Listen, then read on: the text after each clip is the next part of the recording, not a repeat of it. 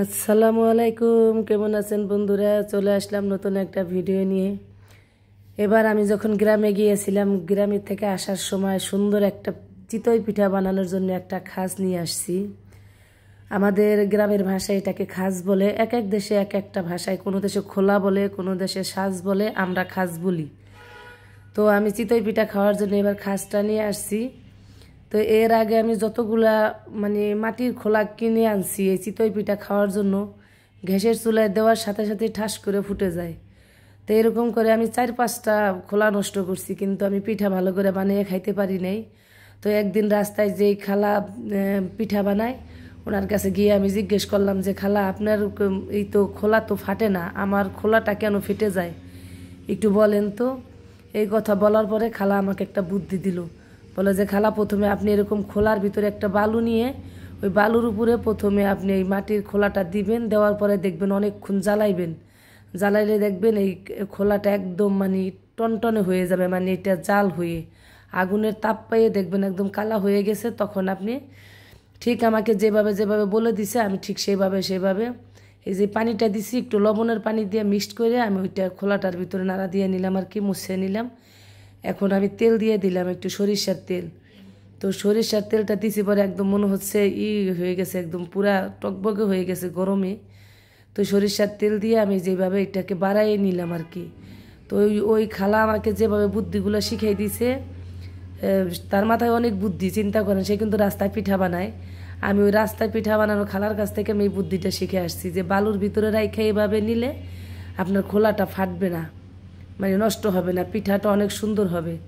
তারপর থেকে খালার কাছ থেকে এই বুদ্ধিটা শুনে আমি ভাবলাম, যেহেতু খাসটা দেশে থেকে নিয়ে আসছি, এই খাসটা আমি এভাবে বাড়াবো।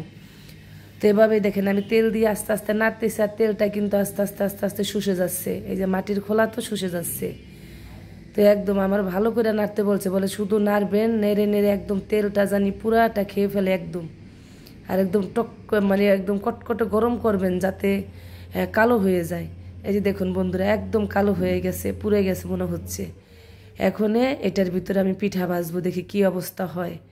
খালা যে বুদ্ধিটা দিল, বুদ্ধিটা আসলে কতটুকু সত্য সেটা আজকে আমি প্রমাণ করব। আমি কিন্তু কোনোদিন এই শহরে আসার পরে এইরকম করে গ্যাসের চুলায় খাজের পিঠা বানিয়ে খাইনি।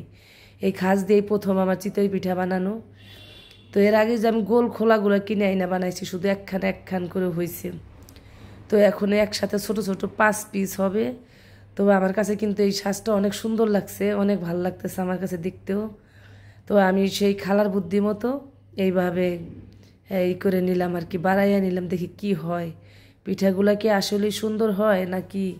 আমি তো কখনো করি নাই, এই ফার্স্ট আমি এই সিস্টেমে পিঠা বানাচ্ছি। তো পিঠা যে বানাচ্ছি আমি একাই, বাসায় কেউ নাই বাসাতে। তো আমি ভাবলাম যে আমি একা একা বানাই এই খাই, সব একবারে বানাবো না, যে আসবো তাকে বানিয়ে খাওয়াবো, এরকম ভাবছি। আসিফ আসলে আসিফকে ভেজে দিব, অনেক আসলে অনেককে ভেজে দিব, ওর বাবা আসলে তাকেও ভেজে দিব, এরকম সিস্টেম করে রাখছি আর কি আমি। তো প্রথমে আমি ভাবলাম যে আমি একটু বানিয়ে খাইয়ে দেখি। ওয়াও, চমৎকার হয়েছে, দেখতে পাচ্ছেন একদম। সেই খালা রাস্তায় পিঠা বানায়, কিন্তু ওনার এত অভিজ্ঞতা ভিতরে আমি চিন্তাও করতে পারি নাই। খুবই অভিজ্ঞ, দেখেন পিঠাগুলো কত সুন্দর হয়েছে এবং টপ টপ উঠে যাচ্ছে ওনার বুদ্ধি মতো। এই যে দেখুন, আর এর আগে আমি যতবার ওই যে একটা করে বানাই, যে খোলা কিনে না বানাইছি, ততবারই ফাটছে। আমার মনে যে কত কষ্ট, আমি বানাইতে পারি না কেন। এই যে দেখুন খালার বুদ্ধিটা কত কাজে লাগছে, দেখছেন পিঠাটা কত সুন্দর হয়ে উঠছে। এই যে প্রথম তো এটা বানাইতে বানাইতে আরও সুন্দর হবে। তো আমি বেশি বানাইলাম না, শীতের দিন পিঠাগুলো শক্ত হয়ে যাবে, সেজন্য আমি শুধু বানাইলাম, শুধু আমি নিজে খাওয়ার জন্য। আবার ওরা আসলে ওদের বানিয়ে দেবো আর কি, আমি নিয়ত করছি। তো আগেই আমি মুরগির মাংস রান্না করে রাখছি, ভাবলাম যে চিতই পিঠে দিয়ে খাবো। তাই আমি নতুন আলু দিয়ে মুরগির মাংস রান্না করে রেখে দিছি, যে আসবে তাকে গরম গরম ভাইজা দেবো আর এরকম খাবে। তো আমি চলে আসছি খাওয়ার জন্য। তো এই যে আমার রান্না বাড়া শেষ, ঘরে কেউ নাই, আমি একা একা রান্না করি, একা একাই খাই। তো বন্ধুরা, আমার ভিডিওটা কেমন হলো সবাই দেখে কমেন্ট করে জানাবেন। কিন্তু স্বাদটা কিন্তু ওরকম একদম গরম মসমসে, তো খুবই স্বাদ লাগতেছে। আমি বসে বসে খাচ্ছি। তো সবাই ভালো থাকবেন, দোয়া করবেন সবাই, আমাদের ভিডিওটা বেশি বেশি করে দেখবেন, আর আমার এই সিস্টেমে পিঠা বানিয়ে খাবেন। আল্লাহ হাফেজ।